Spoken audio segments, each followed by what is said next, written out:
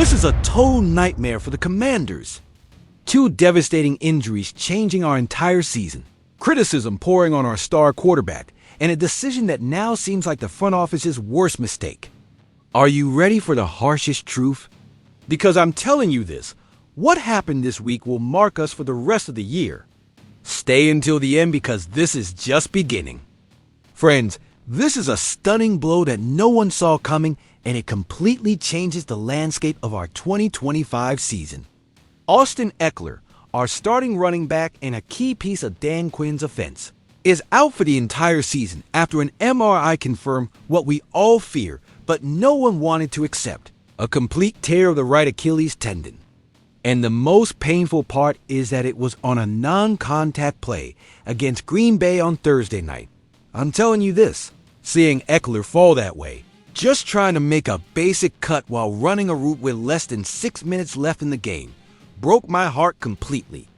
This is a 30-year-old veteran who has battled injuries his entire professional career, and seeing him fall like that, without anyone touching him, was just heartbreaking. He had to be helped off the field by his teammates and then carted to the locker room while FedEx Field was in a deathly silence. But here's the reality that hurts more than anything else. Ekeler had barely shown 17 rushing yards on 8 carries against the Packers, tying the team lead that night with rookie Jayden Merritt. 17 yards as the team leader. Do you understand the absolute severity of our offensive problems? We're talking about an offense that's supposed to be among the league's best with Jayden Daniels at the helm, and our starting running back could barely generate 17 yards on 8 attempts. Now, the franchise has to rely entirely on Jayden Merritt, a 7th-round rookie everyone knows as Bill, selected out of the University of Arizona. I truly believe this kid has real talent and potential to surprise. In Week 1 against the Giants, Merritt ran 82 yards and scored a touchdown on just 10 carries, showing vision, speed, and determination. Against the Packers, he also had 17 yards in his limited opportunities. But now I ask you this in all seriousness. Is a 7th-round rookie truly ready to carry the full responsibility of the Washington Commanders' ground attack in a season where we're supposed to compete for the divisional title? Austin Ekeler's professional career has been marked by injuries since he came in as an undrafted free agent in 2017 with the Los Angeles Chargers. Broken hand as a rookie in 2017, concussion and neck injury in 2018. Hamstring strain landing him on injured reserve in 2020 before, returning and suffering another concussion in the last game of that season. Ankle injury in 2023, and another concussion in 2024 during his first season with the Commanders. This man has been literally fighting his own body for 9 full seasons in the NFL. But despite all those injuries, Ekeler's numbers speak for themselves and demonstrate why his loss is so catastrophic.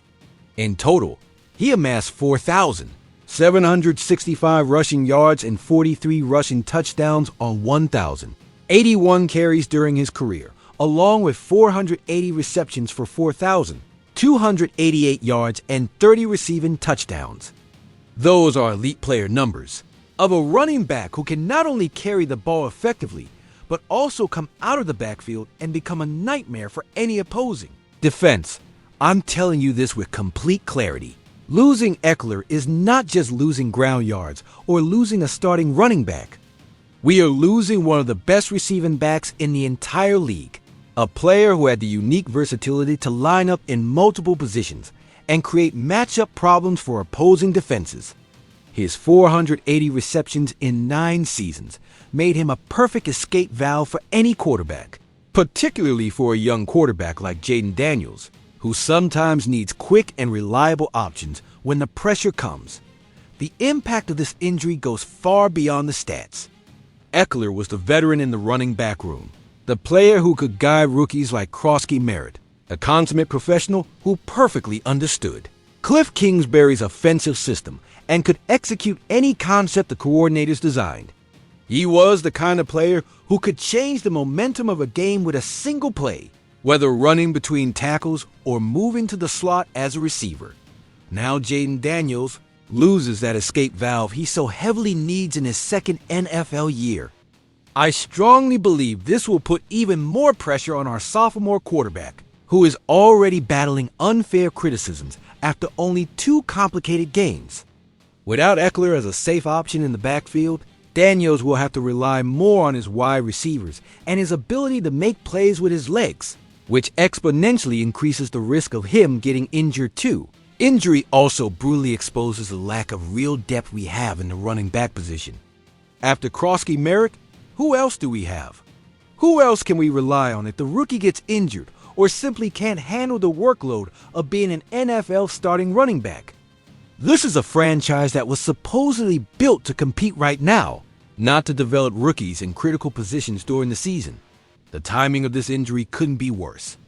We're entering the toughest part of our schedule, facing defenses that will study every Krosky Merrick tendency and do everything possible to neutralize a rookie running back who now carries the entire offensive ground load. Without Ekeler's dual threat as a runner and receiver, opposing defenses can focus more aggressively on stopping Daniels and forcing him into mistakes. But if losing Austin Ekeler for the entire season wasn't enough blow for this franchise, now we have the most influential national analyst in the country completely trashing our quarterback of the future. Bill Simmons of The Ringer, one of the most listened to sports podcasters in the United States, is already questioning publicly if Jayden Daniels truly has what it takes to take this team to the next level, especially considering we have the oldest roster in the entire NFL. I'm telling you this with complete honesty. These criticisms have me absolutely furious because they are completely unfair, premature, and show a total lack of context about what's really happening with this team. We're talking about 2 games only. 2 games. Are 2 games going to completely define the future and potential of a quarterback who last year gave us the best rookie season in the entire history of this franchise? Are we seriously going to judge a 24-year-old player based on 120 minutes of American football? Simmons' exact words were devastating and completely out of line. He basically said this 2025 was the crucial year for Daniels to prove he belongs in the elite conversation with Josh Allen, Lamar Jackson, and Patrick Mahomes. That if you have one of those quarterbacks on your team, you're automatically going to win between 11 and 13 games every season because they elevate the entire roster. And then he added that, based on Daniels' first 2 games, he doesn't seem like that kind of franchise player who can carry a team on his shoulders. But I ask you this with all seriousness. How many quarterbacks in the entire history of the NFL have reached that absolutely elite level in their second professional season? How many 24-year-old players can completely carry a 53-player team to 11-13 wins without substantial help from their teammates? Not even Patrick Mahomes, who is considered the best quarterback of his generation, had a perfect second season without highs and lows. The objective reality is Daniels hasn't shown last year's meteoric and explosive heights during these first 2 games. But now I'll explain exactly why that's happening and why the criticisms are completely unfounded. Our quarterback has faced 2 of the most formidable and aggressive defensive lines in the entire league to start this 2025 campaign. The New York Giants have a defense that was completely renewed during the offseason and playing with desperate intensity. The Green Bay Packers have one of the most physical and disciplined defenses in the NFC, with players who know perfectly well how to pressure young quarterbacks and force them into critical errors. These are not precisely teams that give you easy yards or allow a quarterback to feel comfortable in the pocket throughout the game. Both defenses have meticulously studied last season's film of Daniels and designed defensive plans specifically to neutralize his main strengths, his mobility, his ability to extend plays, and his precise arm on intermediate passes. And we can't forget something absolutely critical. Our quarterback is playing with a knee injury that was serious enough to require an MRI after the game against Green Bay. I strongly believe that some of these national analysts like Simmons never really believed in Daniels from the start of his career and are now taking advantage of these 2 complicated games to justify their pre-existing doubts and their controversial takes that generate clicks and engagement.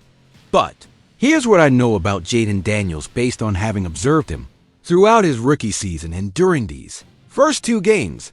This kid has the mental mindset, the unbreakable determination, and the work ethic needed to completely shake off this below-average start.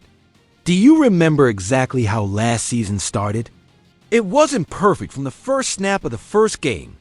There were moments of doubt, games where he struggled against physical defenses, occasions where local fans and media questioned if he was really ready to be the franchise quarterback of an NFL team.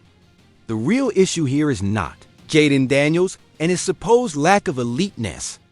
I'm telling you this with complete certainty and conviction. The fundamental problem is we have the oldest roster in the whole National Football League, and we're already seeing the devastating consequences of that reality. Bill Simmons is right in one specific thing.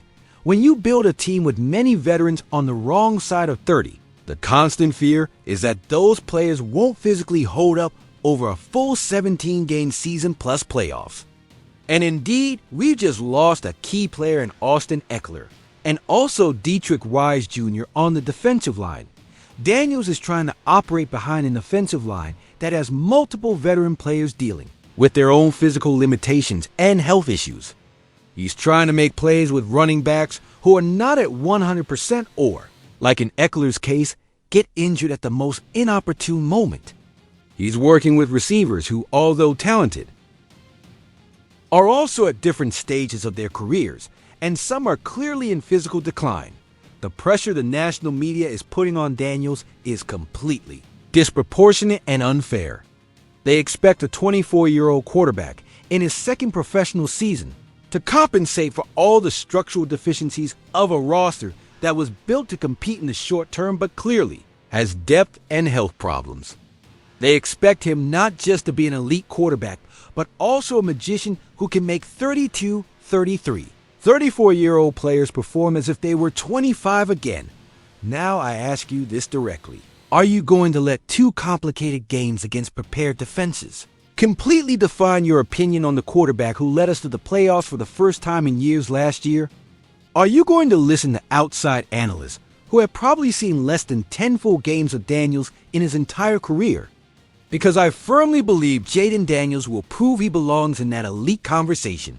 But he needs time to adapt, needs his knee to fully heal, and more importantly than anything, needs a healthy and functional team around him. Comparisons with Josh Allen are particularly ridiculous because Allen had one of the worst rookie seasons in recent NFL history. And it wasn't until his 3rd season that he really began to show the elite potential we all recognize now. Lamar Jackson, though he won MVP in his 2nd season, also had multiple games where he struggled and where analysts questioned if he could be a traditional pocket quarterback. Even Patrick Mahomes, who had a historic 2nd season, benefited from having a completely healthy roster, one of the best offensive coordinators in the league, and a system that had been built specifically to maximize his unique abilities. Daniels has none of those structural advantages right now. He has an offensive coordinator in Cliff Kingsbury who is trying to implement an entirely new system with players, learning concepts on the fly. He has a roster that is literally falling apart due to injuries. He has the additional pressure of being the franchise quarterback of an organization that hasn't won a Super Bowl since 1991 and has fans desperate for immediate success. The most unfair criticism of all is suggesting that Daniels lacks the ability to elevate his teammates. How exactly is a quarterback supposed to elevate a running back who tears their Achilles? How is he supposed to elevate an offensive line dealing with its own physical limitations? How is he supposed to elevate receivers being covered by defenses that have spent the entire offseason studying their tendencies and weaknesses?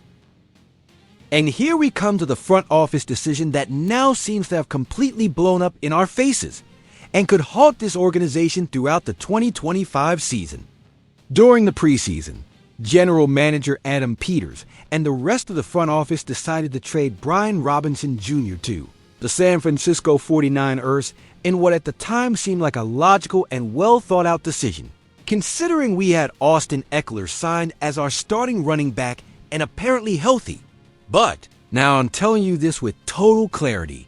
That decision looks like one of the worst front office moves in recent years and possibly the most costly mistake of Adam Peters' management so far.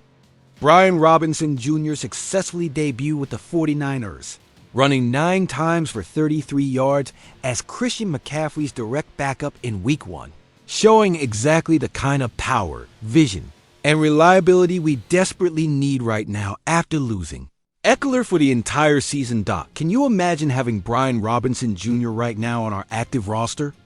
I believe wholeheartedly that we would have had a much smoother, more reliable, and effective transition after the devastating injury of Austin Ekeler.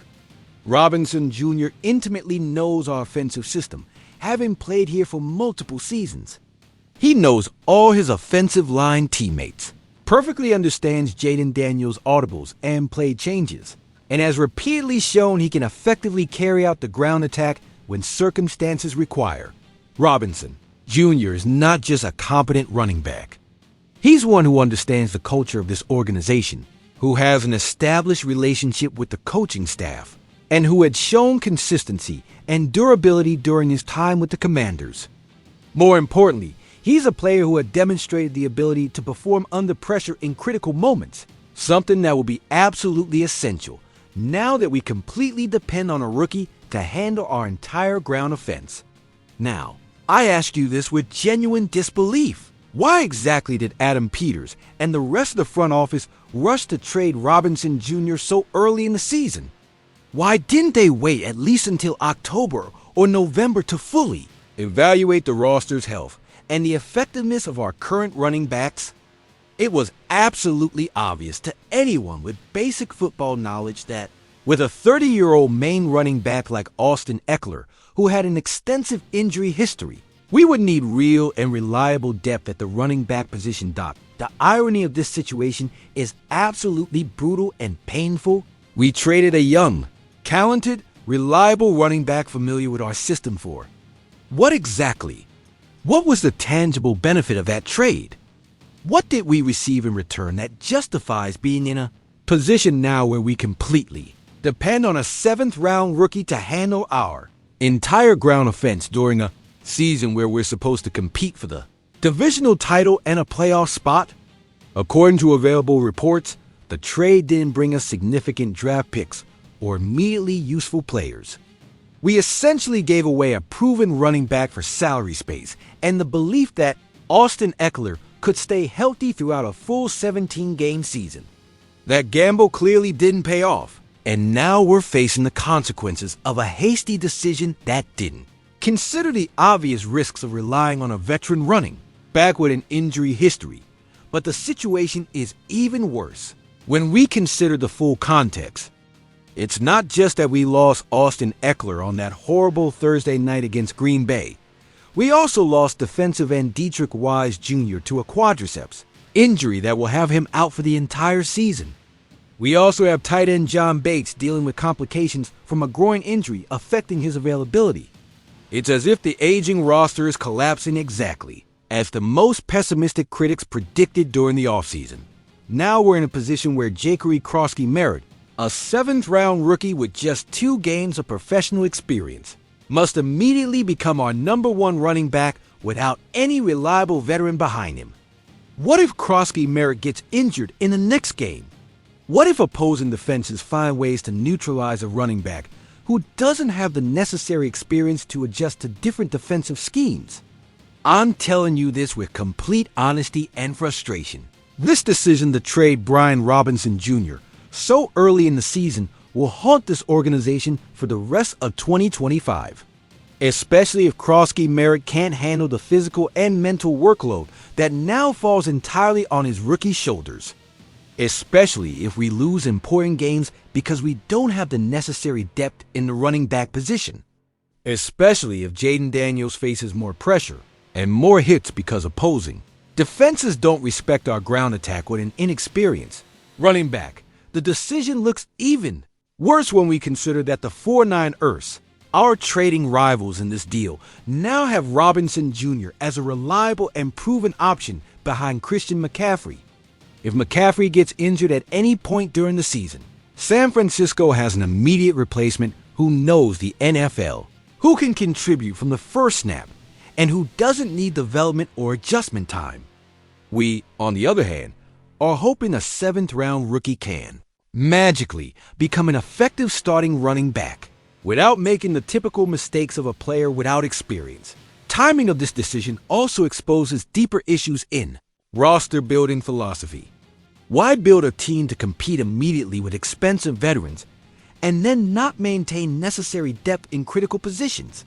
Why bet everything on the health of 30-plus-year-old players without having realistic contingency plans?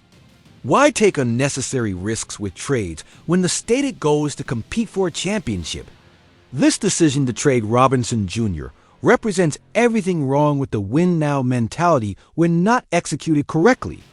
We sacrifice long-term stability and roster depth for marginal short-term gains. And now we're paying the full price of that risky philosophy.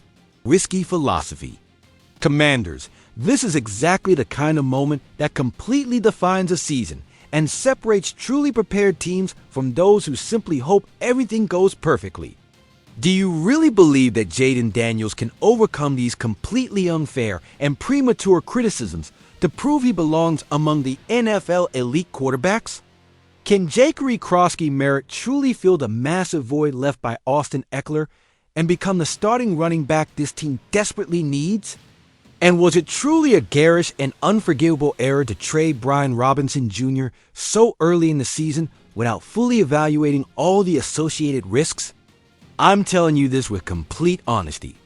I urgently need you to let me know all your opinions, frustrations, and perspectives in the comments, because this critical conversation is just beginning and will continue throughout the entire season. This incredible community we built here is much more than just a YouTube channel. We are a true burgundy and gold family that supports each other in the toughest times and celebrates together in triumphant moments. If you believe, as I firmly do, that these Washington Commanders will come out stronger, more united, and more determined from this temporary adversity, then I need you to subscribe right now and officially join this family. Because together we will meticulously follow every front office move, every coaching staff decision, every play on the field, and every development that takes us back to the top of the NFL. Like this video, if you want more completely unfiltered analysis like this. And let me know specifically in the comments which of these three devastating news has you most worried for the rest of the 2025 season. And always remember, hail to the Redskins!